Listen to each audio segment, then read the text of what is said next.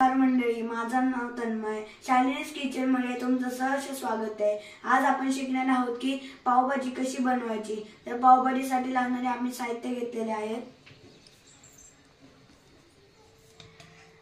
2 बारीक चॉप केलेला बटाटा, 1 वाटी मटार, 1 वाटी फ्लावर, 1 वाटी ढोबळी मिरची, अर्धा वाटी गाजर, अर्धा वाटी बीट न पावभाजीला चांगला कलर येतो.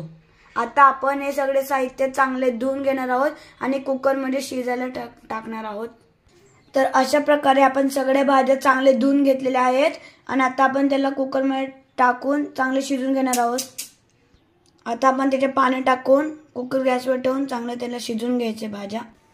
तर कुकर गॅसवर ठेवलेले आता आपण ते भाज्या शिजून घेणार आहोत. तवर फोडणीचे साहित्य आपण बघून घेऊ. सर्वात आधी 3 मोठे चॉप केलेले कांदे, 3 मोठे चॉप केलेले बटाटे,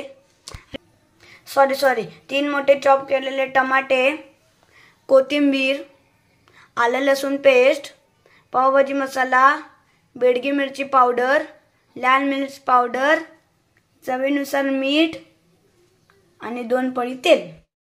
आता आपण फोडणीची तयारी करणार आहोत. सर्वात पहिले आपल्याला कढई नीट तापून घ्यायची आहे. कढई नीट तापल्यावर त्याच्यामध्ये आपल्याला तेल आणि थोडंसं बटर टाकायचं आहे. तुम्ही बटर कुठलंही वापरू शकता. या प्रकारे आम्ही अमूलचं बटर वापरलेलं आहे.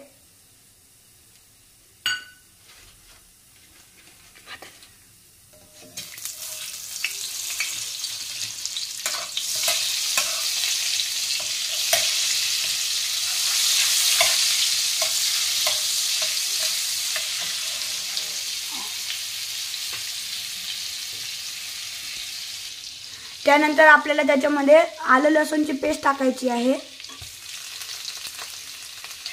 मग त्याला एकदा नीट मिक्स करायचं आहे. त्यानंतर आपल्याला आपण बारीक चॉप केलेला कांदा टाकायचा आहे.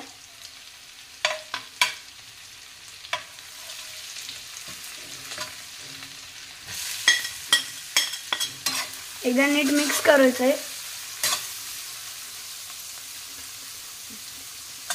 कांदा लाल होईपर्यंत आपल्याला कांदा चांगला भाजून घ्यायचा आहे.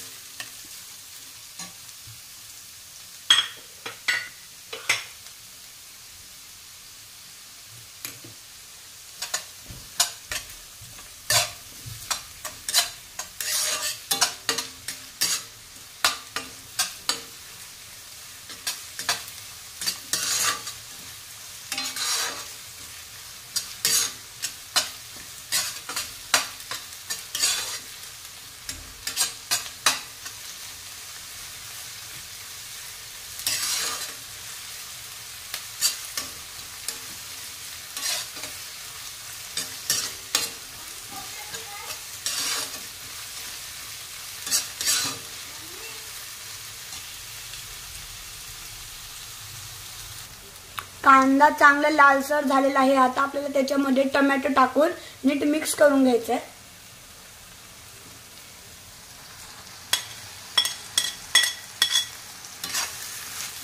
आता आपण त्याच्यामध्ये मसाले ऍड करणार आहोत.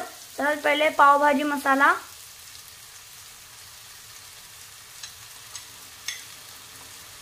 बेडगी मिरची पावडर आणि लाल मिर्च पावडर. मग एकदा चांगलं मिक्स करायचंय.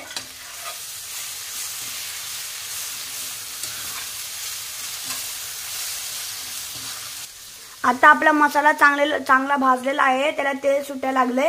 आता आपण त्याच्यामध्ये शिजवलेल्या भाज्या जे स्मॅश करून घेतलेले ते त्याच्यामध्ये टाकणार आहोत.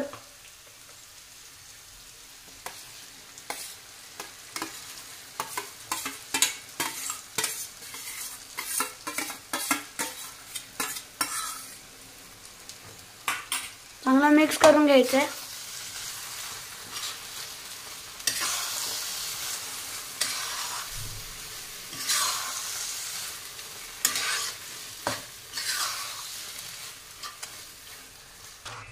आता आपण त्यामध्ये थोडंसं पाणी ऍड करून घेणार आहोत. आपल्याला पावभाजी मध्ये टाकणारे ते पाणी गरम करून घ्यायचं आहे. आपण हे पाणी ओतणार आहोत.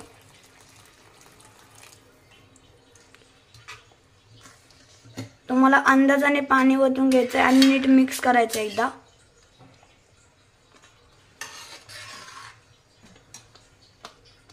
अजून थोडंसं पाणी टाकायचं.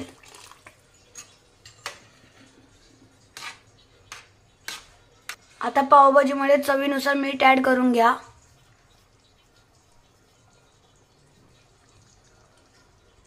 आणि मिक्स करून घ्या.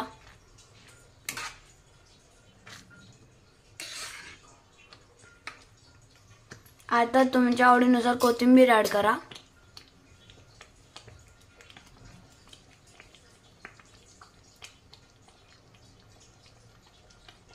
एकदम मिक्स करा.